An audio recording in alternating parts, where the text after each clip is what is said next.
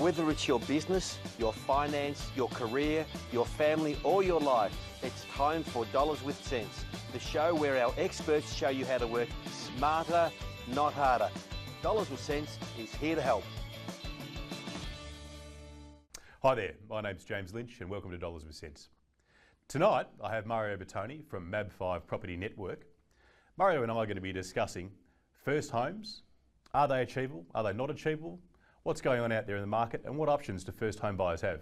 Mario, welcome to Dollars with Sense. James, thanks very much for having me here today. It's great to have you back, Mario. Thank you. Certainly a regular guest now. Yes. On Dollars with Sense. We're trying.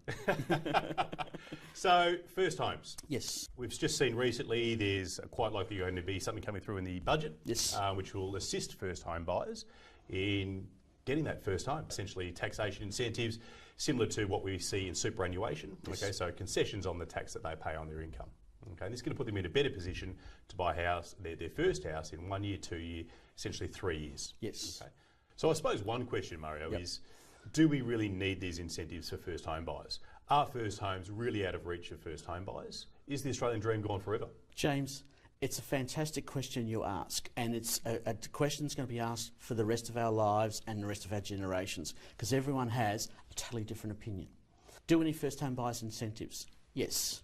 Do we really need first home buyers incentives? No. Okay, now that's already there. You've struck a point of controversy, Mario. Well, absolutely, absolutely. I mean, a lot of people would beg to differ. And it's reflected in social media, regular media, even in politics now. Yes. I mean, how can you justify a statement like that? Absolutely. Look, the way it's justified, again, I'm only talking my opinion and my experience. I've been in this industry just a little while, okay? And I've come from an era where there was no incentives to where there's a lot of incentives when it was blown out and now it's coming back. What I do like about the current incentives right now, or the current incentives that are around right now for the first home buyers. One is, July 1, the Victorian State Government announced in the last budget that the first home buyer, I believe it's up to $600,000 or $650,000, there will be no stamp duty paid. That's right. Okay? And it's capped, and I like that because it's not, it goes to a specific area.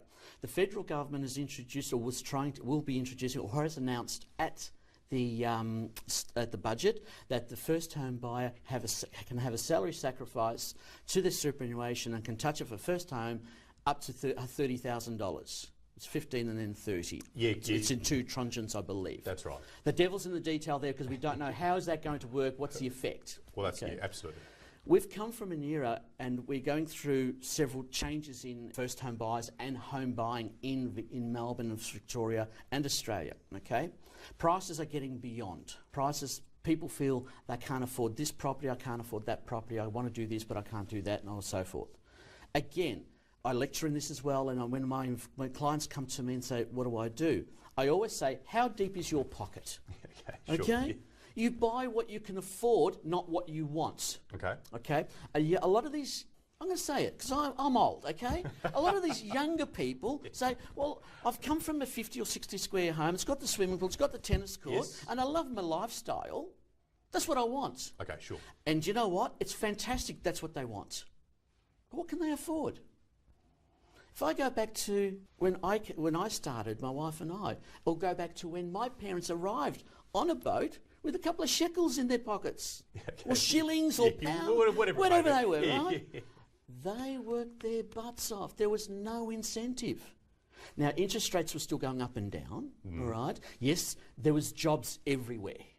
And you can go from within 10 minutes from that position to that position, but they had a work ethic, which they instilled in us. Right? When my wife and I first got married and we bought our first property, we bought what we could afford. It was not what we wanted. We looked at it and we going, it's ours. Yep, I understand. Okay? So, and the entitlement of the younger people today feel that, no, I'm entitled to it. But where's your work ethic? Okay, and I see what you're saying, and look, this is certainly reflected in a lot of commentary coming out with respect to this. So Sydney Morning Herald just this week ran through a few examples with respect to this new budget initiative coming through, and somebody on $60,000 who contributes $10,000 each year would actually be $10,000 better off under this scheme than they would be if they put it into, say, a savings account or whatever it may be. And the quote was actually, somewhere throughout the article, was that if $6,000 doesn't seem like a lot, then you're spending too much on smashed avo. Love it. Look, do we need to have a first-time buyers? Maybe we should put it, rather than call it first-time buyers, is the word housing affordability. That is such a cliche statement. Let's have a look at how can we get people into their homes. The Australian dream is not died. It's not dead. It's just stretched longer.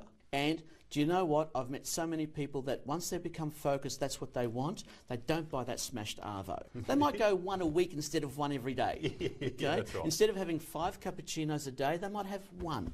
Okay, so here's something for you. Look, Australia, we've been pretty lucky where we can align our lifestyle Yes. with also our investments. Yes. Okay, so quite often the purchase of your first home, your family home, really becomes a permanent investment for you. You see capital growth on it year after year after year. Correct. Okay. I suppose history shows that we've been lucky enough to live somewhere where the proximity isn't too far from work. Okay. Now, however, if we're looking at getting into the market in this under $650,000 mark, we really are looking at moving into sort of outer suburban Melbourne. Yes. But there's a good chance, particularly when you look at where the jobs are, we're going to be in the city. So it becomes harder and harder and harder to align our lifestyle and our first home and essentially our long-term investment strategy with what's required for, from us from a working point of view. I mean, how do you respond to that? That is life. It is no different. We are now in the year 2017. Yes? Yes. 2017. Yeah, that's right. Right. The same conversations were had in 1965. Toorak, South Yarra or Kew were considered too far away from work or too far from the CBD. We adjust accordingly. The smart governments do invest in infrastructure and put in roads and rail and opportunities for work. Bike lanes as well, I understand. And bike lanes. Thanks, James. I'm not going there. Okay. Everyone adjusts. Human nature has adjusted. From the caveman till now, we've evolved immensely and we will evolve even more. Coming back to what we're really about, homes. There are homes out there. Yes, people say there's too much on the market and people say there's not enough on the market. Depends what market you're in. We're a multicultural country. Different people are used to living in different ways. Yes, there is types of nationalities or groups of nationalities. They live in apartments. Yes. And they think that's fantastic. And there's other people, and I want a home. I want my backyard. I want someone to look after it, but I want a backyard. Right? So everyone's different, and we need to cater to that. What I believe, and it's purely my opinion, and I believe it's a qualified opinion. Yes. Rather than give the incentives to the general public, how about give no incentives? However, get a lot of the red tape out so some of these developers who've got land subdivisions can release 60, 70, 80, 90, 100 blocks at a time and not 10. Okay, so correct me if I'm wrong, but it might be that perhaps with these budget incentives that we're talking about, we're addressing the symptoms and not really the problem itself. Absolutely. Fantastic. Thank you so much, Mario. James, thank you very much. We've just had Mario from MAB5 Property Network. If you'd like to find out more from Mario, please contact us at dollarswithcents.com.au.